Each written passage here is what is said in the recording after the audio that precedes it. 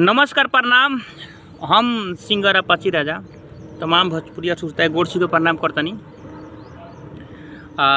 बहुत ही जल्द शूटिंग पे हमने आयल बन जा देखी यहाँ के लोकेशन बहुत ही अच्छा लोकेशन बा।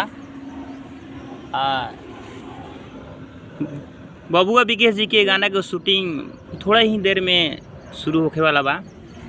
हम लोग सब के बबुआ विकेश जी के मिलावे के कोशिश करें। बबुआ विकेश जी बानी है जंग बगल में। बबुआ विकेश जी आई ने हमारा पब्लिक के सुनाई कुछ। हेलो प्रणाम नमस्कार, कैसन बानी आप सब। तो हमने आयल बानी सन वीडियो शूट करे और बहुत जल्दी शुरू होखे वाला बा। तो आई एगो चैनल बा अपाची राजा, अपाची अपाची वर्ल्ड म्यूजिक ओके सब्सक्राइब करी लोग और बेल आइकन दबाई लोग, ताकि हमने के जो भी वो आप ऊपर वीडियो ऑडियो चढ़े और वो लोग के देखे के मिले और बढ़ाई लोग हमनियों को भी चैनल के सब्सक्राइब। बहुत ही जल्द वीडियो शूट होके वाला बा और चैनल से आई अपाची वर्ल्ड म्यूजिक से।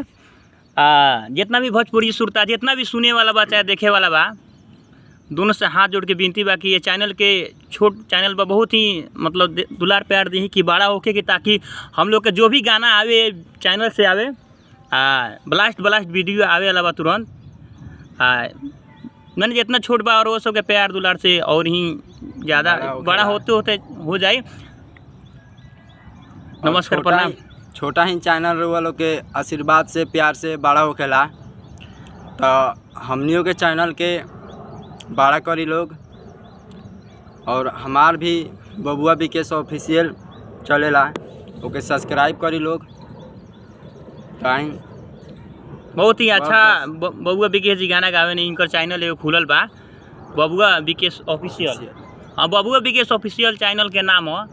जे भी भैया नहीं सब्सक्राइब कर ले तो ओके सब्सक्राइब करी जाके। ऊपर तमाम जितना भी इनकर गाना एक से एक माने जितना भी रोमांटिक बेवफाई ऑर्केस्ट्रा सॉन्ग जितना भी आए जितना ऊपर मिली आप लोग के ऐसे, ताकि बहुत ही जल्द जाके सब्सक्राइब करी वो चैनल के। नमस्कार प्रणाम, जय हिंद।